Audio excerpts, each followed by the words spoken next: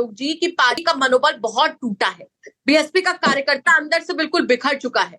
लेकिन आकाश आनंद की वापसी लोकसभा चुनाव के बाद क्या लगता है, उपचुनाव में क्या धार देगी बीएसपी को?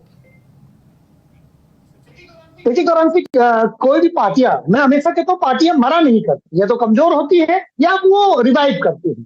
तो बसपा अपने सर्वोच्चतम निम्नतम बिंदु पर है, ये बात भी सही है। लेकिन बसपा क्योंकि काडर बेस्ड पार्टी, उसका अपना एक चिंतन आधार वोट बैंक है, और जितने बुरे से बुरे समय में भी लोकसभा में लगभग 10% वोट प्राप्त करती, 9.57%। तो बहुजन समाज पार्टी को सिर्फ एक अपने काडर को एक्टिवेट करना है, मोटिवेट करना है, तो कहीं न कहीं पर उसके लिए एक राजनीतिक गुंजाइश बसपा के लिए खत्म नहीं है, मरी नहीं। अगर आप देखो तो खैर कटेरी और मझवा 2022 में 3 जगह जो विधानसभा सीटें हैं, यहाँ पर उसे करीब करीब 25.98%, 23.6%, 21.59%, या वोटों में कहें तो 65,000, 58,000 और 52,000, ये मत यानी 50,000 से ज्यादा मत इन 3 विधानसभाओं पर उसे प्राप्त होगी। तो बहुजन समाज पार्टी कोशिश करेगी कि इन 3 जगहों पर जहां उसने 50,000 से ज्यादा मत प्राप्त किए हैं, वहां पर ताकत और ज्यादा लगाए, जिससे कि विधानसभा में उसका प्रतिनिधित्व बढ़े। क्योंकि विधानसभा में एक, जहां तक मुझे याद आ रहा है, एक ही विधायक है, वो भी स्वास्थ्य कारणों से शामिल नहीं हो पाए थे। तो बहुजन समाज पार्टी 1989 में जो 3 सीटों से शुरू हुई थी, वो इस समय 0.11 पर खड़ी है।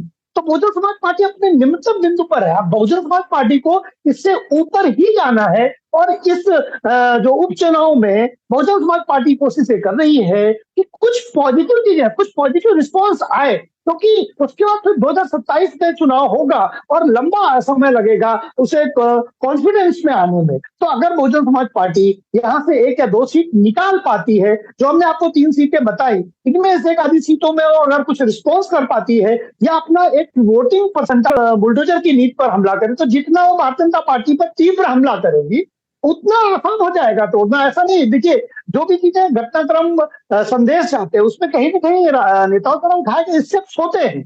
जैसे लोकसभा में भी उन्होंने कई प्रत्याशी अंतिम तौर पर बदल दी, उससे संदेश गया था। तो अगर वो भारतीय जनता पार्टी पर हमला करती हैं, लड़ने के लिए दिखाई देती है, तो वो जो बीएसपी का काडर वोट है, उस तक वो संदेश चला जाएगा। बहन जी एक्टिव तो हो, वो एक्टिविटी, जैसे आकाश आप देखेंगे लोकसभा चुनाव के पहले एक्टिव हुए, फिर उनको पद से हटा दिया गया। जब लग रहा था कि वो बंदा फायर पे है, उसी उठान पे जा रहा है, उसी समय उन्हें वापस ले लिया। क्यों वापस ले लिया, कारण नहीं पता। तो इससे बहुजन समाज पार्टी को नुकसान हुआ। आकाश आनंद वाले मैटर को लेकर के मैं, क्योंकि सैयद कासिम जी के साथ था उन्नाव में, मैंने सुना और मुझे लगा कि कम से कम इसमें बहन जी की यंग एज वाला जो अस्क है वो दिख रहा, लेकिन वो चीजें कंटिन्यू नहीं हो पाई। तो बीएसपी के अपने खुद के डिसीजन हैं, जिसकी वजह से जो समाजवादी पार्टी है या कांग्रेस है, वो एक जनता में भ्रम बना पाए। ये सारे दल करेंगे, आप जैसे निर्णय लेंगे, जैसे संदेश देंगे। अब अगर आप बीजेपी से लड़ते हुए दिखाई देंगे, तो बीएसपी के लिए कितना भी समाजवादी पार्टी कहते रहे कि बीटी में, वो नहीं मानी जाएगी।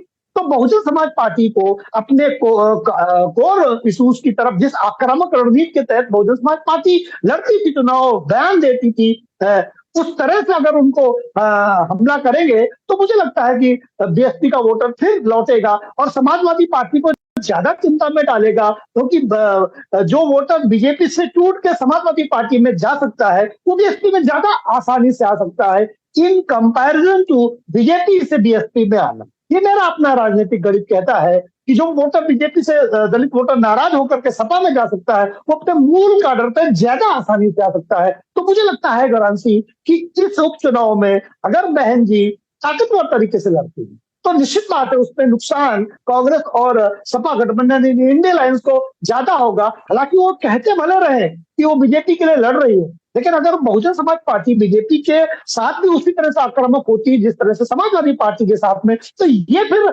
ज्यादा लंबे समय तक बीएसपी पे ये तोहमत चस्पा नहीं रह पाएगी। और इस उपचुनाव में बीएसपी न तो समाजवादी पार्टी को नुकसान पहुंचाने के लिए लड़ेगी, ना बीजेपी को फायदा पहुंचाने के लिए।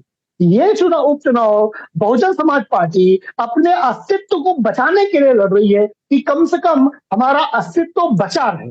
तो ये बात बहुजन समाज पार्टी का काडर भी, वोट भी जानता है, बहुजन समाज पार्टी का छोटा से छोटा नेता भी जानता है कि इस उपचुनाव से अगर हमने कुछ बेहतर नोटिस करवाया या एक आधी सीटें हमने निकाल दी तो 2027 में हमारे लिए कुछ विधानसभा में भूमिका बनाना आसान रहेगा। आने वाले समय में 2-3 साल तक जो है अपने काडर को मोटिवेट करने के लिए भी 1-2 विजय बहुजन समाज पार्टी के लिए बहुत जरूरी है इस उपचुनाव में। तो बहुजन समाज पार्टी इस बार ना तो बीजेपी को फायदा पहुंचाने के लिए लड़ रही है, ना समाजवादी पार्टी को नुकसान पहुंचाने के लिए, वो सिर्फ अस्तित्व की लड़ाई लड़ेगी। और उसका काडर उसके साथ अगर वापस आता है तो बहुजन समाज पार्टी अपनी भूमिका को, राजनीतिक भूमिका को उत्तर प्रदेश में सुरक्षित रख पाएगी। और अगर नहीं वापस आता तो फिर 2027 में उसको पुनः ये नवीन तरीके से सोचना होगा कि अपनी पार्टी को कैसे ऊर्जा प्रदान रखे आने वाले 2-3 सालों तक। जी वरुण।